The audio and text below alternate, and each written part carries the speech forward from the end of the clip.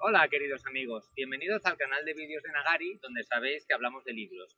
Hoy me he venido a la única explotación ganadera de vacunos que hay en el pueblo en el que vivo. La veréis detrás, vais a ver unas cuantas vacas en algún momento moviéndose, o quizá no, porque pueden estar descansando, y vais a escuchar el sonido de las máquinas de la explotación. ¿Por qué?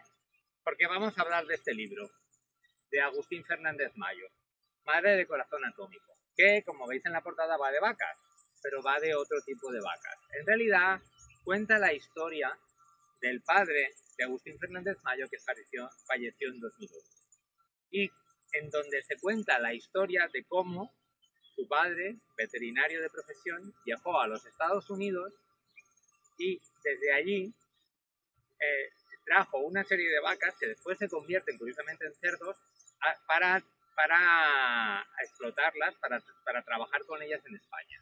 Y a partir de ese viaje reconstruye la historia y la relación con su padre. El libro en ningún momento se mete en vericuetos de sentimentalismo barato. Es un libro muy contenido y es una de los grandes méritos de esta novela, porque en fin de cuentas es una novela, junto con la capacidad que tiene el autor de poner su sello.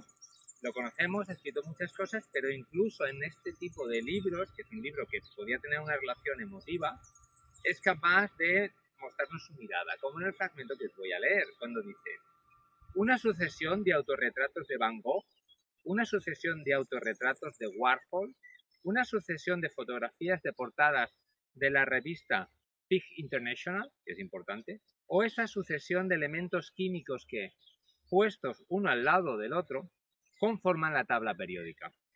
Cada una de las imágenes que hay en cada una de esas composiciones, tomadas de una en una, no son nada comparadas con la imagen que emerge al ver cada uno de los mosaicos al completo. En efecto, al contemplar una totalidad, todo cambia de sentido, aparece una visión inédita. Algo parecido le ocurre al teclado de este ordenador, conjunto de simples letras que, combinadas en frases, dan el cuadro de la narración final. Algo parecido ocurre con la literatura de Fernández Mayo, que a partir de sus collages emocionales y no emocionales, también eruditos e intelectuales, es capaz de construir una mirada diferente. El libro, en realidad, es un ensayo, como lo es para mí toda la literatura de Agustín Fernández Mayo, aunque él les dé a veces una página de poesía, una página de narrativa y a veces incluso directamente escriba ensayo. Y he seleccionado alguna cita para demostrar.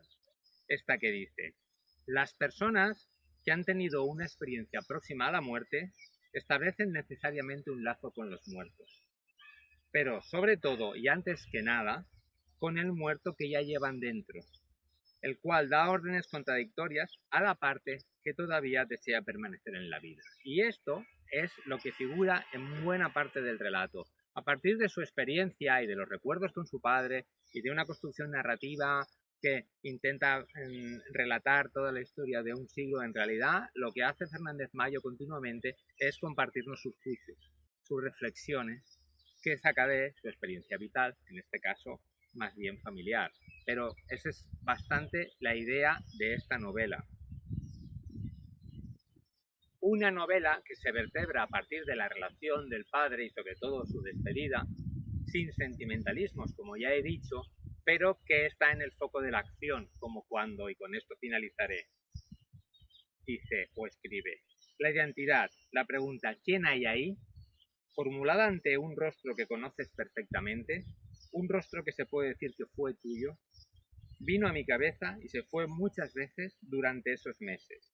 Y dependiendo del techo de la habitación de hotel en el que me encontrara, del paisaje tras la ventanilla del tren que mis ojos miraran, de los rostros del auditorio que tuviera delante en tanto daba una conferencia, o de la tierra avistada desde la ventanilla de un avión, obtuve siempre respuestas distintas.